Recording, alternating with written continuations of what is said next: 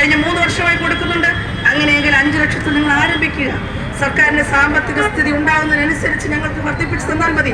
ഇങ്ങനെയുള്ള മിനിമം ആവശ്യങ്ങൾ ഉന്നയിക്കുമ്പോൾ നമ്മൾ സർക്കാരിനെതിരെ പടപൊരുതുന്ന പകപോക്കാനുള്ള ആളുകളായി ചില ആളുകൾ കുത്തിയിളക്കി കൊണ്ടുവന്നതായിട്ട് തീവ്രവാദി സംഘങ്ങളാണ് ഇതിനകത്ത് നുഴഞ്ഞുകയറിയിരിക്കുന്നത് എന്ന് തുടങ്ങിയൊക്കെ നിങ്ങളിങ്ങനെ ആരോപിച്ചുകൊണ്ടിരിക്കുന്നതിന് പകരം എത്ര എളുപ്പത്തിൽ ഒരു മേശയ്ക്ക് ചുറ്റുമെടുത്ത് സംസാരിച്ച് പരിഹരിക്കാൻ പറ്റുന്ന വിഷയം.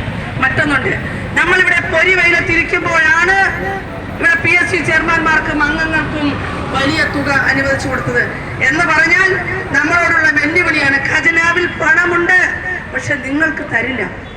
ഇത്രയും കാലം പറഞ്ഞുകൊണ്ടിരുന്നു ഖജനാവിൽ പണമില്ല, ധനകാര്യ വകുപ്പ് വരട്ടെ, ആലോചിക്കട്ടെ, നമ്മുടെ സാമ്പത്തിക അവസ്ഥ മെച്ചപ്പെടട്ടെ എന്ന് പറഞ്ഞു. പക്ഷേ ഖജനാവിൽ പണമുണ്ട്, ഖജനാവിൽ പണമുണ്ടെന്ന് അവർ വീണ്ടും വീണ്ടും ആവർത്തിച്ചുകൊണ്ട് കേരളത്തിലെ ആശാവർക്കർമാരെ വെല്ലുവിളിക്കുകയാണ്. പക്ഷെ നമ്മൾ തളരില്ല. കാരണം നേരത്തെ ഇവിടെ മേഡമൊക്കെ പറഞ്ഞതുപോലെ, ഇവിടെ വന്ന് പ്രസംഗിക്കുന്ന മുഴുവൻ ആളുകളും പറഞ്ഞതുപോലെ, ഈ കോവിഡ് കാലത്ത് ആളുകൾ കണ്ട ഏക മനുഷ്യൻ ആശാവർക്കറാണ്. അത് ക്വാറന്റൈനിൽ കഴിഞ്ഞവരാണെങ്കിലും രോഗം ബാധിച്ചവരാണെങ്കിലും വാക്സിനേഷൻ എടുക്കാൻ ചെന്നപ്പോഴാണെങ്കിൽ പോലും നമ്മൾ കണ്ട മുഖം എന്ന് പറയുന്ന ആശാവർക്കറുടേത് മാത്രമാണ്. എന്തിന് കോവിഡ് രോഗം മരിച്ചു കഴിഞ്ഞാൽ വീട്ടുകാർക്ക് പോലും മുഖം പോലും കാണാൻ പറ്റാത്തപ്പോൾ ആശാവർക്കറാണ് ആ ബോഡിയെ അനുഗമിച്ചത്. രാത്രി 12, 1 മണിക്കും ഒക്കെ ശ്മശാനത്തിൽ കൊണ്ടുപോയി അടക്കിയിട്ട് വീട്ടിലേക്ക് വന്ന് വീടിന്റെ വെളിയിൽ നിന്ന് കുളിച്ച് ഒരു PP കിറ്റ് പോലും ആശാവർക്കർക്കില്ലായിരുന്നു കേട്ടോ. അതാണ് മഹത്വം എന്ന് പറയുന്നത്. വലിയ പോരാളി എന്നൊക്കെ പറഞ്ഞാലും ഒന്നും കൊടുക്കില്ല. അവസാനം എത്രയധികം ആശാവർക്കറാണ് കോവിഡ് ബാധിച്ചു മരിച്ചത്. ഈ കേരളത്തിൽ, കൊച്ചു കേരളത്തിൽ മരിച്ചു.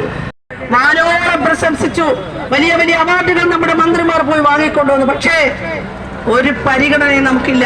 നമ്മൾ ഈ 15ാം ദിവസവും പൊരിവെയിലിരിക്കുമ്പോൾ നമ്മളതൊക്കെ കൊഞ്ഞിനെ കുത്തിക്കൊണ്ടിരിക്കുകയാണ് അതിനകത്തിരിക്കുന്ന ആളുകൾ.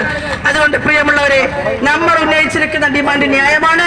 ഈ കേരളത്തിലെ പൊതുസമൂഹം നമ്മളെ പിന്തുണച്ചുകൊണ്ട് വൈകുന്നേരം രാവിലെ വെളുപ്പാങ്കാലത്ത് 5 മണിക്ക് നമ്മൾ ഇവിടെ ഈ കിടന്നിട്ട് ഉറക്കമുണരുന്നതിന് മുമ്പ് ഇതുവഴി നടക്കാൻ പോകുന്ന ആളുകൾ പറയുന്നു, നിങ്ങളുടെ സമരം വിജയിക്കണം, ഇരിക്കട്ടെ ഒരു 500 രൂപ, ഇരിക്കട്ടെ ഒരു 1000 രൂപ അവരെ തരുന്നതിനാണ്. ഈ കേരളത്തിൽ ഈ സമരം പരാജയപ്പെടാൻ പാടില്ല.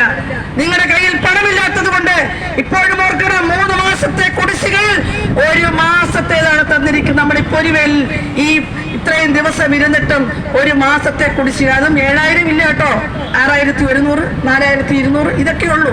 ഈ ബാക്കി തുക എന്തിന്റെ പേരിലാണ് അവർ ഒഴിവാക്കുന്നതെന്ന് നമുക്കറിയില്ല. അങ്ങനെ നിങ്ങളുടെ കയ്യിൽ വരുമാനമില്ലാത്തത് കൊണ്ട് നിങ്ങൾ ഈ സമരം പരാജയപ്പെടുന്ന ആഗ്രഹിച്ചുകൊണ്ട് പൊതുസമൂഹം കടന്നു വരികയാണ്.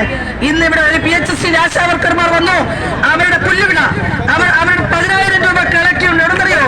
അവരുടെ ചുറ്റുവട്ടമുള്ള ആളുകൾ, അവർ പോയിക്കൊണ്ടിരിക്കുന്ന വീടുകളിലെ ആളുകൾ അവർക്ക് കളക്ഷൻ എടുത്ത് കൊടുത്തു വിട്ടിട്ട് പറയുന്നു, നിങ്ങൾ ഈ സമരം വിജയിപ്പിക്കണം.